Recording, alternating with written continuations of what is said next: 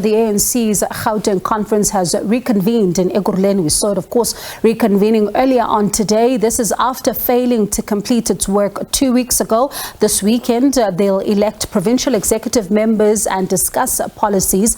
Now, Panyaza Lesufi was elected a chairperson 2 weeks ago, and we spoke to Rebone Tau, a political analyst then, and we speak to Rebone now to get a sense of what exactly, is going on here. Rebone, thank you so much for your time. The last time we spoke, we started off with the issue of the quarantined votes. It's back again. It refuses to go away, and I suspect it won't until they deal with it. Good afternoon, and good afternoon to all the viewers at home. You're right. I've just been speaking to some of the delegates at the conference, and I can tell you that according to the program, which I've seen, they were supposed to start voting at 2:30 for additional members and also go to commissions. And I have seen some videos coming from the conference inside plenary where the issue, Ekurhuleni delegates apparently brought it up and they were discussing it. And as things stand, I've just spoken to some of the delegates just to check how far they are, and they've indicated that they've gone back to plenary, to the commissions, but the steering committee is now meeting again to discuss this issue. So the question is that when will they start voting for additional members? And this, by the way, it might have an impact, because some are saying they should open up the credentials, and some are also saying that they should only open up those quarantine votes. So this is actually something that might actually collapse this conference if it's not handled well, correct. And I think they need to find a political solution at this present moment. What does a political solution look like?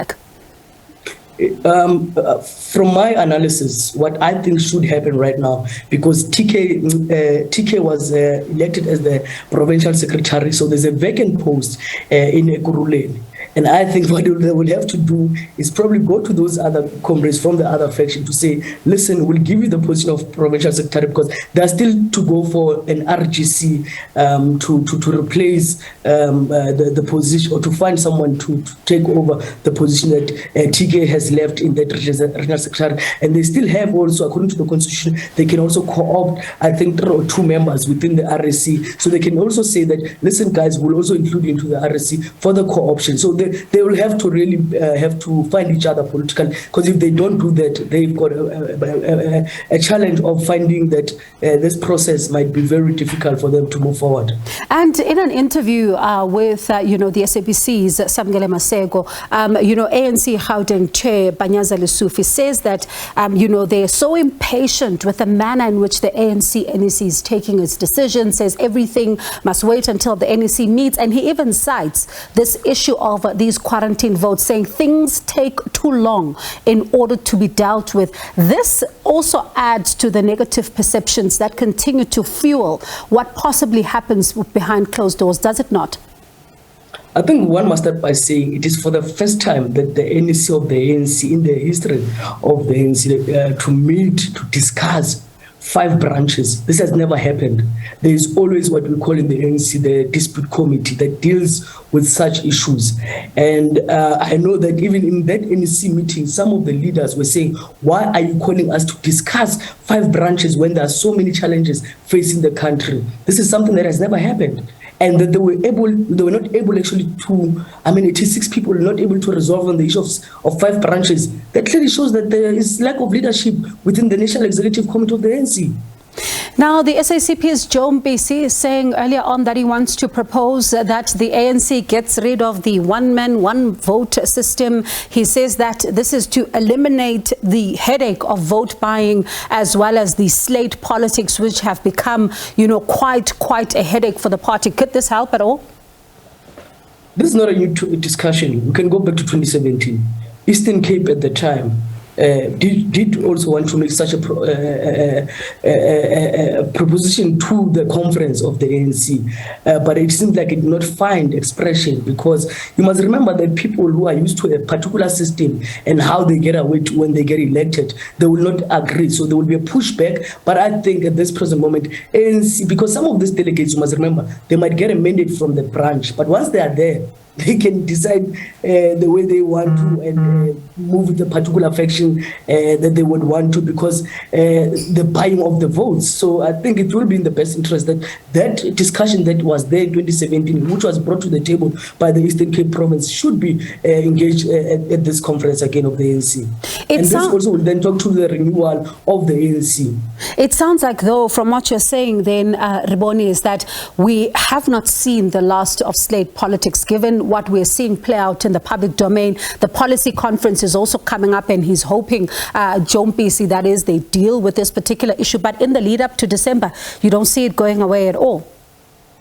No, I can tell you, even about when you talk about the policy conference, I was listening to a clip where the Provincial Deputy Secretary of Mpumalanga was raising something very interesting, that why is it that this leadership of the NEC does not want to go to an NGC? How is it that they want to go straight to policy conference without reviewing their mandate that they were given in 2017? So this shows that it is going to be very interesting at the policy conference if you have a Provincial Deputy Secretary uttering these words also. And I mean, we know that KZN is also going to its conference in the next few weeks, I think around the 22 of this month, July, which will also be very interesting. We've seen so many slates also in that province coming up. Now, one of the other things that we also saw was that, that statement coming from the NEC this week, post their meeting, last week. One of the things that they say there is that those who are implicated must go to the, that implicated in the State Capture Commission's report must go and present themselves before the Integrity Commission.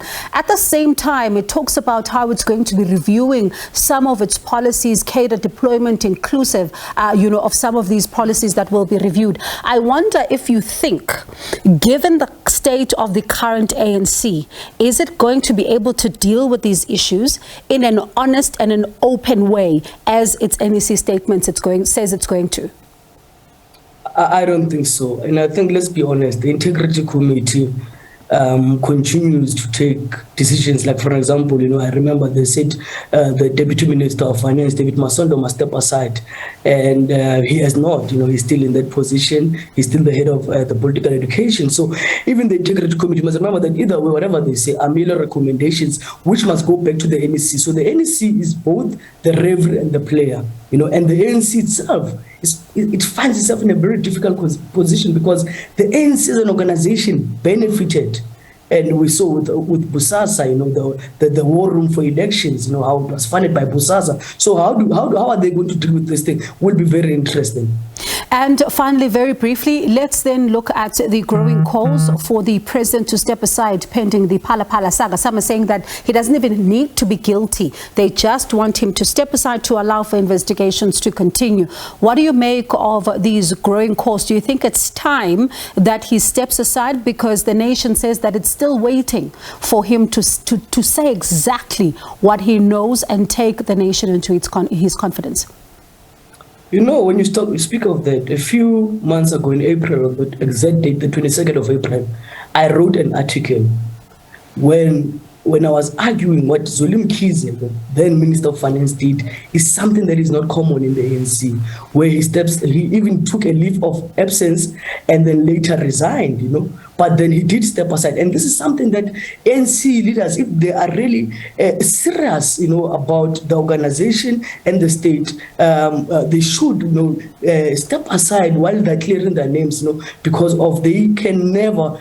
Why is it that they are bringing the organization into disrepute? Because there's always been argument that a leader of the ANC must never bring the organization to disrepute. And if the president of the ANC right now, Cyril Ramaphosa, is really serious, he should show the nation that he's indeed different from how former President Jacob Zuma used to do things. All right, Rebone, thank you so much for your time this afternoon. That's Rebone Tau, a political analyst, as we were discussing the ANC Gauteng's conference. They've reconvened.